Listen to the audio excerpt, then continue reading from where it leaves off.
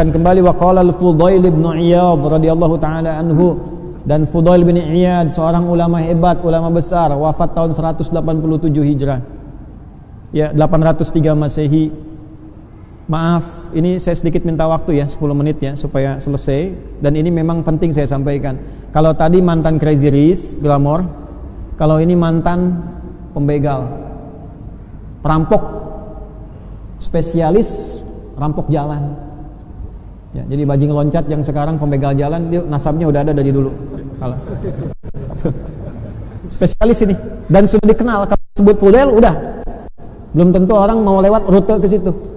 Ya, ini rutenya di daerah antara Abu Warda dan Sijris waktu itu, arah ke Baghdad. Ya, orang udah tahu. Jadi kalau mau lewat ke situ, itu Fudail, disebut Fudail itu udah, itu nggak aman, kafilah-kafilah itu nggak ada yang mau lewat. Apa yang terjadi? Ini yang saya mau katakan nih. Ternyata pedagang ada 3 kafilah berangkat memutuskan tetap kita harus lewat rute itu karena itu yang paling akan dilalui. Ya, nah ini nasab dia nanti ya. Ini salah satu ijazah bagi sopir-sopir truk yang lewat kadang dipalak preman gitu kan, dan sebagainya. Boleh silakan. Ini kan kalau nonton live begini dan sebagainya. Nah, ini dalilnya buat premannya nih. juga buat sopir-sopirnya ijazahnya nih, ijazah sanadnya nih. Maka di antara yang kafilah itu, rombongan pebisnis pedagang itu ada 3 orang soleh mengatakan begini, kita tetap lewat. Hanya nanti kita minta perlindungan kepada Allah. Ya. Ikhtiarnya gimana? Kita panah aja nanti ke tempat-tempat yang kita duga ada perampoknya.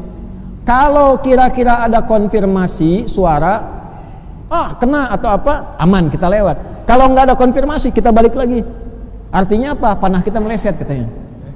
Ikutnya kita yang kena. Itu unik itu ya. Kalau Anda baca kisah orang-orang soleh itu bagus-bagus dulu tuh. Ya. Maka apa yang terjadi? Mereka memutuskan berangkat lewat rute itu antara Sijris dengan Abu Warda. Begitu mau dekat ke situ, mulailah kemudian panah disiapkan. Sebelum dipanah, ini yang paling menarik. Maka mereka memanah dengan ayat-ayat Allah dulu untuk menghunjam kepada kalbu orang yang dituju. Maka yang pertama membacakan Quran surah ke-57 ayat 16 Al-Hadid. Alam ya'ni lilladzina amanu an tahsya'a qulubuhum lidzikrillah wa ma nazala minal. Apa ayatnya?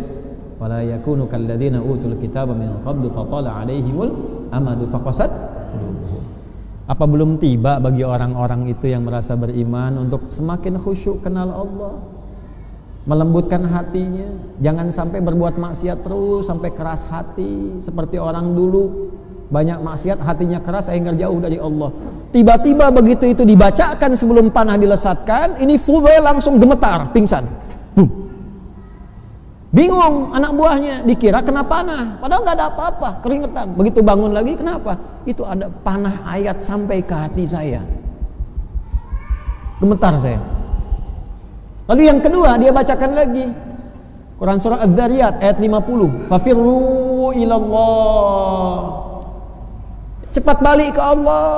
Nggak ada orang yang tidak diampuni oleh Allah. Seberat apapun maksiat, selumur apapun noda, nggak ada orang yang nggak diampuni. Cepat kembali ke Allah. Balik ke orang tua bisa ditolak, nggak diaku anak. Balik ke tetangga kemudian nggak diterima. Balik ke Allah. Nggak ada orang nggak pernah salah. Teman-teman yang di LP, lembaga permasyarakatan dan sebagainya, nggak ada orang nggak pernah salah. Kembali ke Allah. Satu tempat Anda nggak terima, dekati Allah. Dan dengan izin Allah, sedunia membuat Anda diterima. Menghujam, pingsan lagi. Kaget lagi gitu kan. Ada panah kedua menembus jantungku, menembus jiwaku. Yang ketiga dibacakan Az-Zumar tuh, ayat 54 itu. Wa anibu, dan segera kemudian bertobat, balik. Ya, tobat anib itu jalan kembali ke jalan yang lurus lagi. Itu runtut 3 ayat itu. Lembutkan hati, dekati Allah. Jadi kalau udah putus harapan dengan manusia, ya, jangan putus harapan dengan Allah. La taqnatu min rahmatillah. Jadi simpulkan pada hati kita, Allah selalu menerima kita. Ya. Keluarga belum terima, lari ke Allah, minta lembutkan hatinya. Ya. Calon yang dilamar belum terima, ya kembali kepada Allah. Terus dekati bapak mertuanya. Minta, balik ke Allah, balik. Nah, dibacakan 3 itu, jatuh lagi. Lalu ketika bangun mengatakan pada anak buahnya, pergi kalian semua. Sudah tiba saatnya saya meninggalkan perbuatan saya ini. Kena panah 3, yang panah fisiknya enggak kena, tidak mengenai, itu panah ayatnya sampai kepada jiwanya. Kalau itu yang 3 pedagang itu enggak bersih hatinya, mustahil ayat sampai pada jiwanya. Bersih hati. Ya.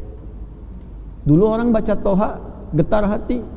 Baca Al-Fatihah, penyakit sembuh. Ini Fatihah udah, Yasin sudah, Al-Kahf udah nggak sembuh-sembuh. Bukan karena ayatnya, cara bacanya itu nggak tepat itu. Orang bersih hati, orang bersih. Ya, kumpulin santi suruh bacain Quran, santinya dibayar. Datang santi kemana? Sana. Amplop udah nggak ada. Ya udah. Cuma dapat Qurannya, barokahnya enggak.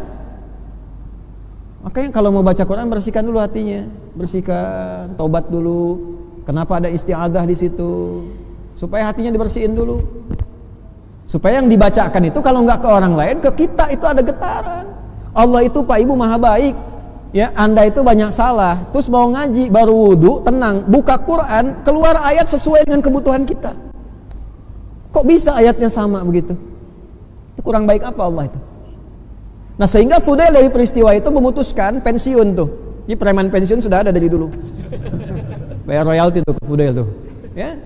Selesai pensiun, memutuskan untuk mendekati Allah. Datang ke Mekah tadi. Datang ke Madinah. Ibadah aja di situ. Yang paling menarik tiba-tiba apa? Khalifah presiden pada waktu itu Harun ar-Rasyid mimpi, dalam mimpinya diarahkan untuk ke Fudail. Ya, ada kalimat dalam mimpinya. Ya, ada hambaku yang telah mendekat kepadaku namanya Fudail bin Iyad, temukan dia. Dalam mimpinya. Presiden mimpi, dalam mimpinya diarahkan kepada mantan preman. Anda bayangkan. Mantan begal, mantan perampok. Berubah jadi orang baik. Tiba-tiba apa yang terjadi? Ternyata beliau sudah berubah jadi baik, jadi soleh, sampai meninggalkan tempat di situ yang viral sebagai perampok ke tempat lain yang dekat dengan Allah. Masyarakat akhirnya memviralkan dia sebagai seorang hamba yang sangat dekat dengan Allah. Ini ahli ibadah, ini ahli gini. Tapi beliau mengasingkan diri. Kalau sudah viral begitu, pindah ke tempat lain yang nggak kenal, dekati Allah. Terus mengatakan pada dirinya, Yalmusi, pendosa, kamu ini disebut orang soleh, padahal kamu ini banyak salah. Kamu ini disebut pintar, padahal kamu banyak bodohnya. Itu viral sekali itu. Kalau ulama-ulama kita yang punya nasab ini nyambung tuh. Ya, kamu dikiranya banyak amalnya, dermawan, padahal kamu itu masih pelit. Ke dalam dirinya begitu terus. Kamu maunya ngajar, ya, kelihatannya ikhlas, padahal kamu itu pengen kelihatan orang, pengen populer, pengen macam-macam dan sebagainya. Akhirnya apa yang terjadi Bapak Ibu sekalian? Dari situ ketika Harun ar-Rasyid tahu, diarahkan ke situ, dipanggil ke istana. Dan beliau menjadi salah satu penasehatnya dari Harun ar-Rasyid. Dan beliau menjadi salah satu guru dari Imam Asy-Syafi'i. Ya, yang nanti ditemani dalam pendakian ilmu dari Imam Asy-Syafi'i. Dan nanti juga ditemani juga oleh Bishr tadi. Karena Bishr kan lahir 179, ini wafat 187. Bishr al-Hafi itu dalam masa beliau muda-mudanya itu pernah bersamaan waktu dengan ini, tapi belum sempat ngaji yang benar. Karena kan tadi jalur hidupnya beda. Inilah Fudail. Tak peduli latar belakang kita, Anda apa. Mungkin Anda kalau tobatnya benar-benar bagus, baik, ya insya Allah besok jadi ulama. Lebih baik daripada kami yang mengajar saat ini. Kalau bukan Anda anaknya, kalau bukan anak Anda cucunya, bismillah, doa.